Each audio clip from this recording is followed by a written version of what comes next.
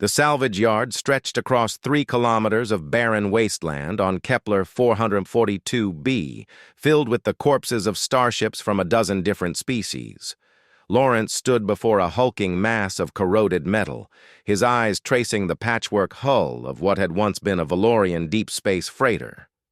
"You can't be serious," Anne said, her arms crossed as she surveyed the wreck. The ship listed heavily to one side, supported by emergency struts that looked older than both of them combined. Rust, or whatever passed for rust in the ship's alien alloys, covered nearly every surface. "Lawrence, this thing belongs in a museum. A museum of terrible decisions." Lawrence ran his hand along the hull, feeling the pitted surface beneath his palm. "She's got good bones. The frame is Valorian dark steel. That stuff can survive a supernova. If the supernova doesn't mind waiting while you replace literally everything else." Anne kicked at a piece of debris.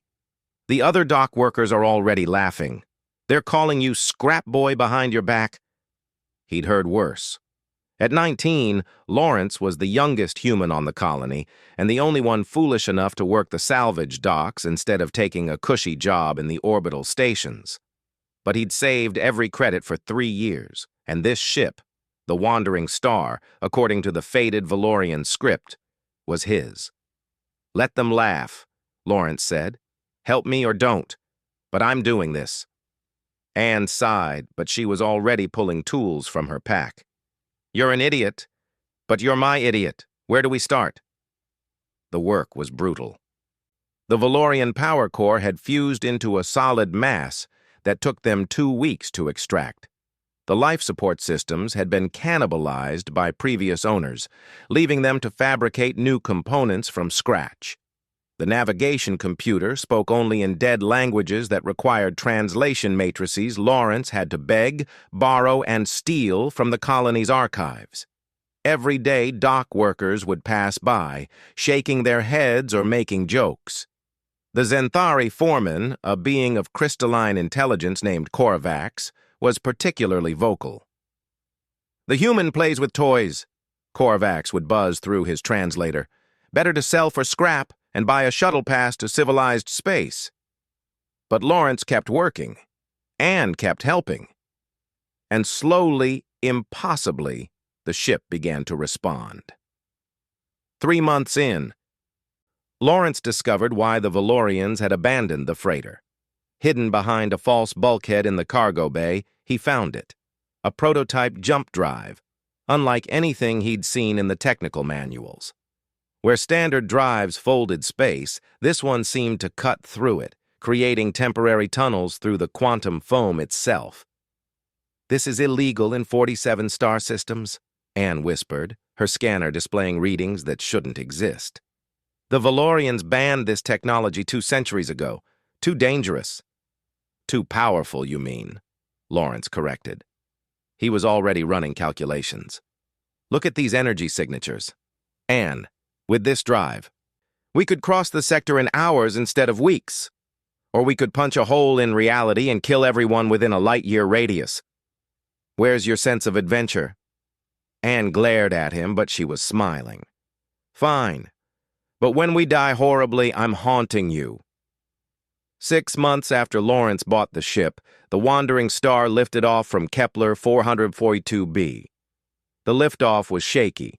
Lawrence had miscalibrated the port thrusters, but they made it to orbit. The dock workers who had laughed now watched in silence as the impossible happened. The real test came 3 days later when a distress call screamed across all channels. A colony transport, the Meridian, had suffered catastrophic engine failure in the Tiers, a notorious asteroid field 3 weeks away at standard jump speeds.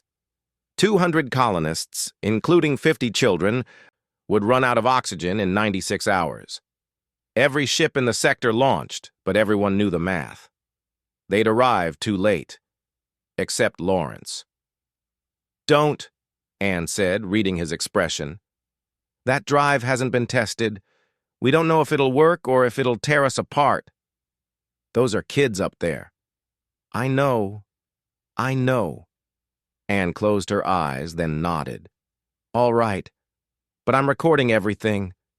When we become legends or cautionary tales, I want the universe to know whose idea this was. Lawrence activated the prototype drive. Reality screamed. Space didn't fold. It ripped. The wandering star punched through dimensions that human minds weren't meant to perceive, crossing vast distances in heartbeats. Alarms shrieked. The hull groaned. Anne clutched her console, reading off numbers that made no sense. Then, suddenly, they were there. The tiers stretched before them, and in the center, listing and dark, was the meridian. It took them 6 hours to rig a tow line and another 12 to haul the transport to the nearest station. But they did it. All 200 colonists survived. The news spread like wildfire. The human boy who'd bought a wreck, who'd been mocked and dismissed, had accomplished what the sector's best ships couldn't. The prototype drive, once thought too dangerous to use, had saved hundreds of lives. Within weeks, shipwrights and engineers from a dozen species arrived at Lawrence's dock, begging to study his ship. Korvax, the Zenthari foreman, personally apologized. "The human sees what we cannot," Korvax admitted. "This one was wrong."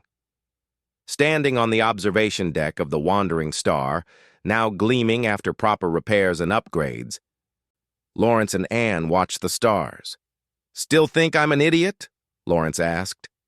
"Oh, absolutely," Anne replied. "But you're an idiot who proved everyone wrong. That's the human way, isn't it?" Lawrence grinned. "Damn right it is." And in the vastness of space, the wandering star burned bright, a testament to human stubbornness, ingenuity, and the refusal to accept the word impossible.